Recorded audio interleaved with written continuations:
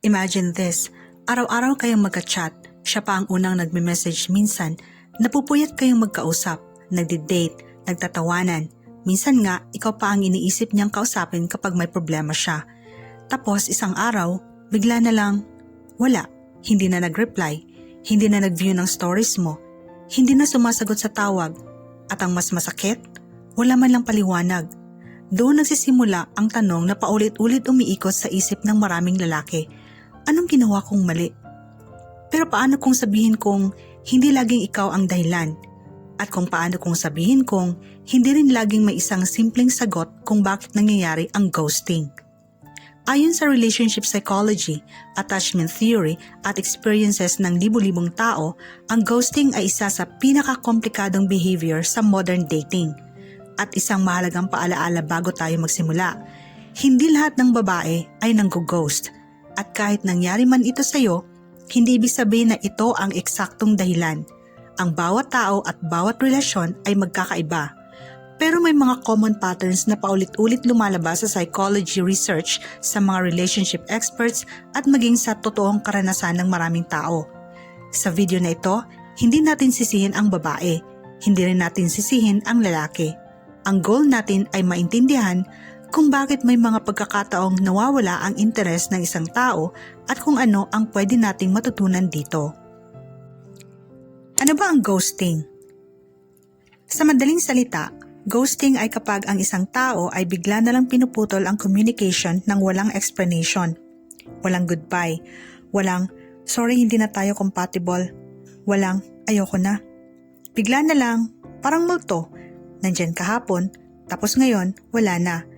Sa panahon ng social media at dating apps, mas naging common ang ghosting dahil minsan mas madali nang mawala kaysa magkaroon ng mahirap na usapan. Isang pindot lang. Mute, block, ignore. Tapos na. Pero ayon sa psychology, ang ghosting ay mas masakit kaysa sa normal na rejection.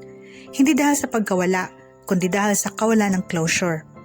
Kapag may nagsabi sa iyo ng, pasensya na, hindi kita nakikitang makasama sa future. Masakit, pero malinaw. Kapag wala namang sinabi, doon nagsisimula ang overthinking. May mali ba sa sinabi ko? May iba na ba siya? Hindi ba ako enough? Ang problema, kapag walang sagot ang isip natin, gumagawa ito ng sarili nitong kwento. At kadalasan, ikaw ang ginagawang kontrabida ng sarili mong isip. Pero base sa research, maraming dahilan kung bakit nang-ghost ang isang tao. At hindi lahat ng iyon ay tungkol sa'yo. Mga karaniwang dahilan kung bakit may mga babaeng nang-ghost. Mahalagang tandaan, hindi natin sinasabing ito ang dahilan sa lahat ng sitwasyon. Hindi rin natin sinasabing babae lang ang gumagawa nito.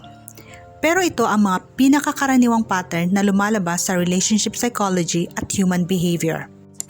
Number 1, unti-unti nang nawawala ang attraction. Ito ang isa sa pinakamadalas na lumabas sa research. At ang nakakagulat, hindi ito kadalasang nangyayari ng biglaan. Mas madalas, unti-unti. Parang ilaw na dahan-dahang humihina. Hindi mo agad napapansin. Hanggang isang araw, madilim na pala. Maraming lalaki ang naghahanap ng isang malaking dahilan, isang malaking away, isang malaking pagkakamali.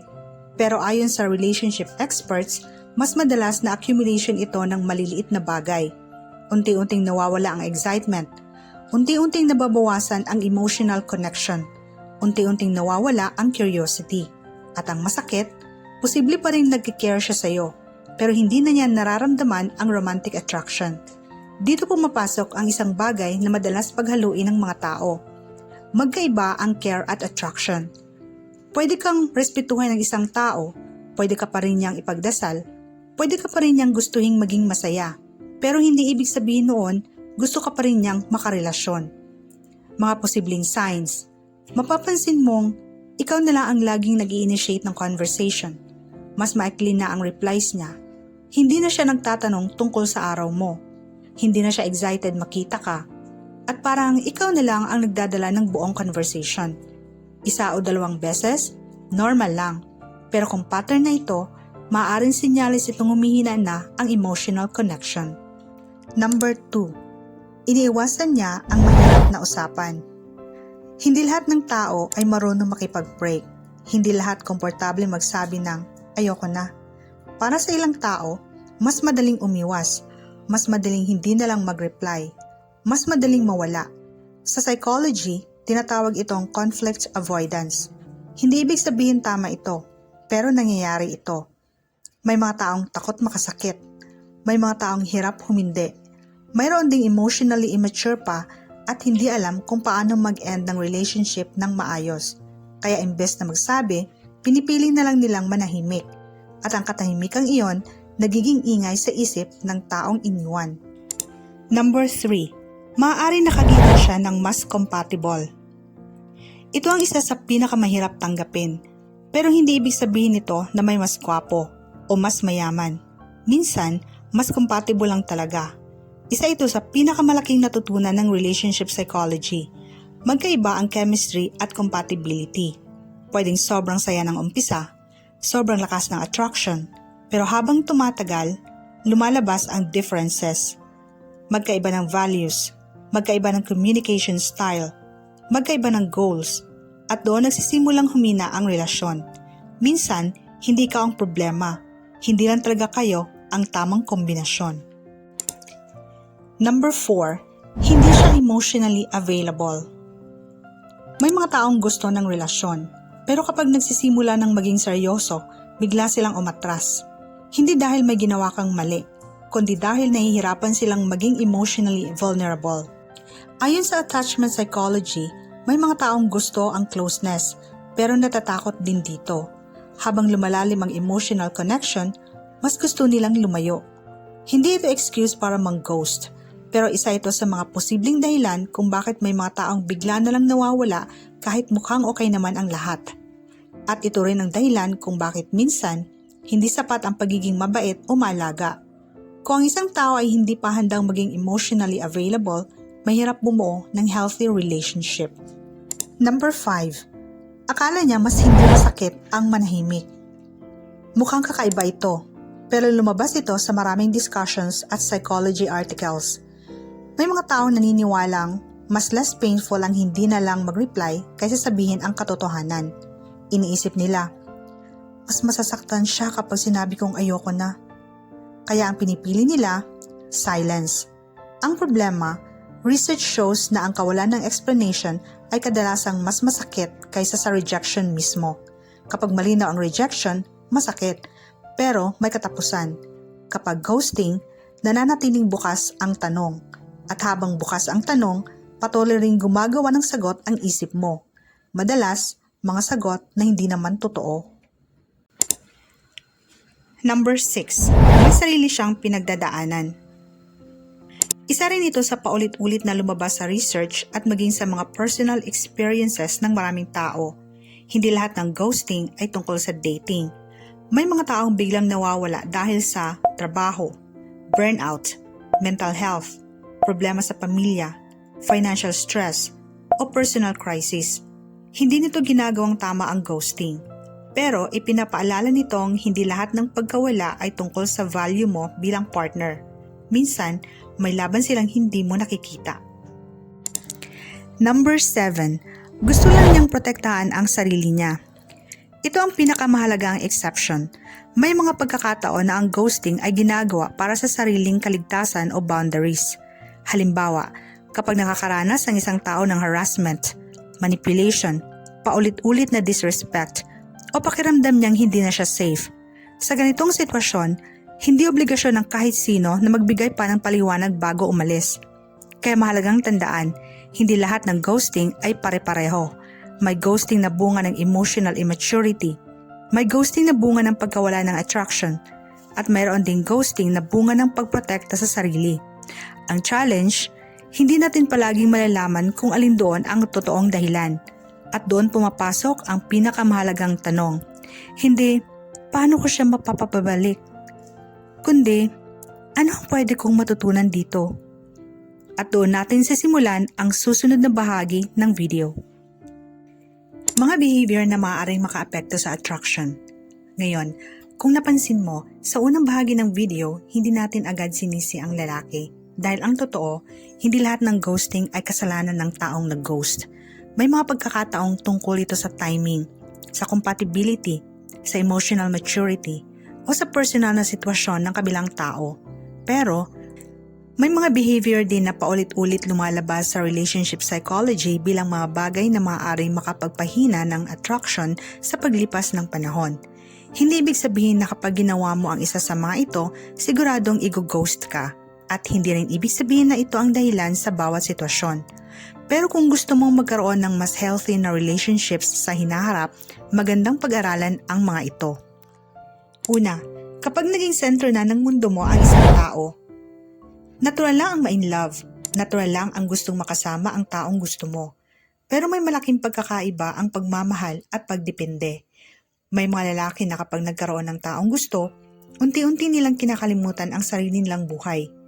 Hindi na lumalabas kasama ang mga kaibigan, hindi na tinutuloy ang hobbies, hindi na inuuna ang career, at halos bawat oras ng araw nakatuon na lang sa isang tao.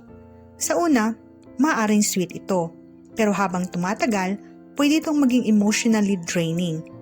Ayon sa relationship experts, ang healthy relationship ay binubuo ng dalawang taong may sarili pa ring pagkakakilanlan. Hindi dalawang taong umiikot ang buong mundo sa isa't isa. Mga posibleng senyales. Pakiramdam mo, wala kang gana kapag hindi siya nagre-reply. Siya ang nagdidikta ng mood mo buong araw. Wala ka nang ginagawa para sa sarili mo. Pakiramdam mo, hindi ka magiging masaya kapag wala siya. Kung ganito na ang nangyayari, hindi na ito tungkol sa pagmamahal. Maaaring papunta na ito sa emotional dependency. Pangalawa, kapag palagi kang nangihingi ng reassurance, tanungin mo ang sarili mo, ilang beses mong naitanong ang mga linyang ito. Okay pa ba tayo? Mahal mo pa ba ako? Sigurado ka ba sa akin? Normal lang namang mga kailangan ng reassurance paminsan-minsan. Lahat tayo may insecurities. Pero kapag halos araw-araw mo na itong kailangan, nagiging responsibilidad na ng partner mo ang pag-regulate ng emotions mo at nakakapagod yon. Ang tunay na confidence ay hindi nanggagaling sa paulit-ulit na paghingi ng assurance. Nanggagaling ito sa paniniwala mong kahit ano man ang mangyari, magiging okay ka. Kapag dala mo ang mindset na yon, mas nagiging relaxed ang relasyon at mas nagiging natural ang connection. Pangatlo, kapag tumigil ka ng mag-grow. May isang pattern na paulit-ulit lumabas sa mga articles at discussions na napag-aralan natin. Hindi raw nawawala ang attraction dahil lang tumaba ang partner o dahil lang tumanda. Mas madalas, nawawala ito kapag tumigil ang isang tao sa paglago. Kapag nawala ng direksyon, nawala ng pangarap, nawala ng excitement sa sariling buhay. Isipin mo ito, nung una kayong nagkakilala, marami kang kinukwento. May mga goals ka, may mga plano ka, may mga bagong experiences kang ginagawa. Pero paglipas ng panahon, puro na lang trabaho, puro reklamo, puro routine. Hindi ibig sabihin kailangan mong maging milyonaryo. Hindi rin ibig sabihin kailangan mong maging successful agad. Pero attractive ang taong may direksyon. Yung taong patuloy na may gustong matutunan, may gustong marating, at may sariling buhay na exciting kahit wala ang partner niya. Pang-apat, kapag hindi mo napapansin ang mga sinyales. Isa ito sa pinakamalaking pagkakamali. Maraming lalaki ang naghihintay ng malinaw na rejection. Pero sa totoong buhay, hindi laging ganoon. Minsan, unti-unti nang ipinapakita ng isang tao na humihina na ang interes niya. Halimbawa, hindi na siya ang unang nag-chat. Hindi na siya nagtatanong tungkol sa araw mo.